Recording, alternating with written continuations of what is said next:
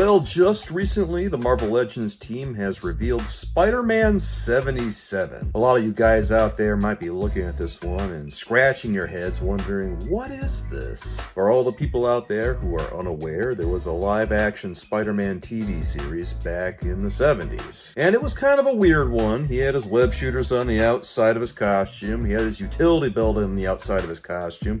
His mask was all janky looking. It was a pretty weird looking costume overall, but it was recognizable as Spider-Man. And for what it's worth, this might have been pretty mind-blowing back in the 70s, considering that the only alternative was cartoons. I mean, seeing Spider-Man in live action on your TV set way back in 1977, that seems like a pretty big deal. The only downside of this TV show was that they didn't really do any of Spider-Man's supervillains. They were all original villains, so there was no Doc Ock, there was no Green Goblin, nope, none of that. Honestly, I couldn't even begin to tell you who the villains on this show were. I watched an episode of this a while back, and I remember there being bank robbers who rode bikes and stuff. It had some really janky Power Rangers type special effects and filming, and oh boy. If you've never seen it though, go track down an episode and see what you think of it. It's interesting to watch at least once if you're a fan of Spider-Man media. Heck, out of morbid curiosity, I'm kind of curious to go check out the rest of these episodes that I haven't seen yet from this show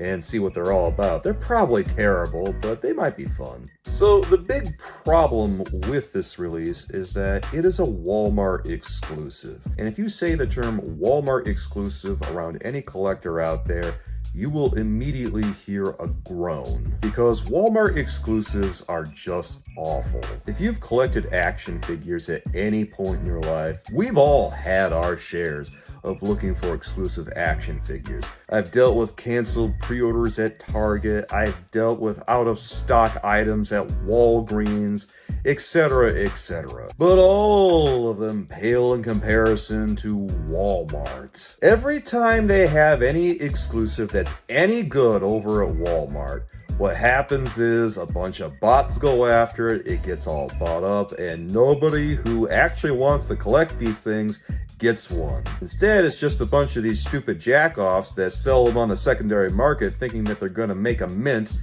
and collect some kind of early retirement. So when that happens, if there's an item that I really want, I find myself haunting the page and just clicking refresh every so often to see if, lo and behold, there will be a listing where I can actually buy the item. That's not all. If I do manage to order the item, sometimes Walmart will just cancel the item. So, no, not particularly thrilled that it's a Walmart exclusive. Since it's based on the 1977 live-action TV show, there might not be as much demand for this because it looks a lot different from your typical Spider-Man. If you support what I do, please click subscribe and hit the bell for notifications so you don't miss a single video of mine when it comes out. And if you're enjoying this video about Spider-Man 77, guys, give it a like, because these are tough to put together, and I really appreciate it, soulmates. Thank you. With all that said, let's take a look at the new action figure, guys. This Spider-Man 77 action figure is based on a Mr. Fantastic body, just like Japanese Spider-Man was. In fact, they both use the same body. But you know what? After looking at this one, I thought to myself, God, he kind of really looks like the TV show, doesn't he? Because that Spider-Man on that show had kind of a baggy, loose look to the outfit. And this action figure has that same sort of look, so it works. And also, he was a pretty thin guy, but he wasn't like too thin, right? So I'm gonna be honest with you guys, even though this is pretty blatant reuse of a Mr. Fantastic body, I think that it makes sense. I think that it looks about right for the character. Obviously, he's got the design of that character from the show, which means he only has one web shooter on the right arm, because Spider-Man in that show didn't have one on the left arm. And also, he has a utility belt around his waist. Again, just like the show. As far as accessories go, it looks like he comes with a couple of web splotches, he comes with a set of extra hands, comes with a web line, pretty standard stuff, nothing too surprising there. I'm actually really glad they included the web line here because on the show, one of the things that he does is he fires a line out from his web shooter, and now you can recreate that moment at least a little bit. I think that the head sculpt is doing a bit of heavy lifting on this one because capturing the essence of Spider-Man 77, it's difficult unless you get that head sculpt just so, because there's a very distinctive look to it, right? It doesn't look like any Spider-Man that we've seen from the comics.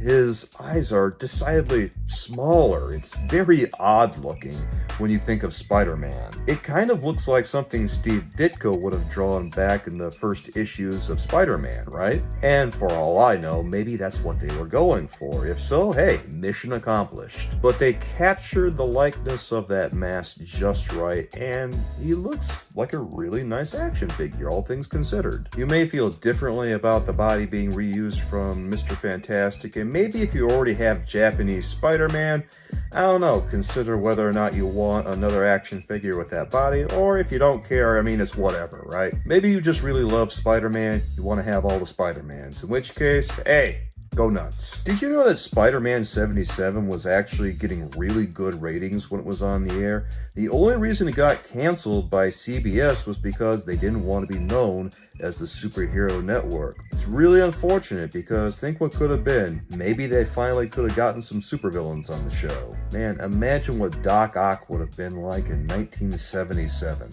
All practical effects, I wonder if it could have even worked. This is one that Marvel Legends collectors and Spider-Man collectors have wanted to see for a long time because they really want to complete their live action collections, and you know, now is the opportunity. If you want to complete a live-action Spider-Man collection, this is the one. It's not bad. It's pretty decent, right? I was a little bit skeptical whether we were ever going to see this version of the character because he doesn't seem like he's all that popular. You hear people talk about him every so often, but it's not like it's an everyday occurrence, I don't think. And I do think that this version of the character is going to have more of a niche audience than something a little bit more recent or something a little bit more broad.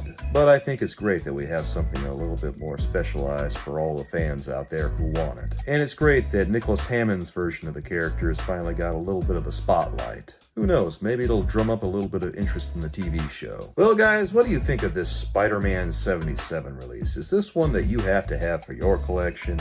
Are you excited about this one? Maybe not so excited? I don't know, guys. Let me know what you think about this one down in the comments because I'd love to hear from you. And if you haven't watched my new video about the Spider-Man No Way Home Lizard reveal, please check that out, guys. Thanks for watching, everyone. I'll catch you again soon. Bye-bye, guys.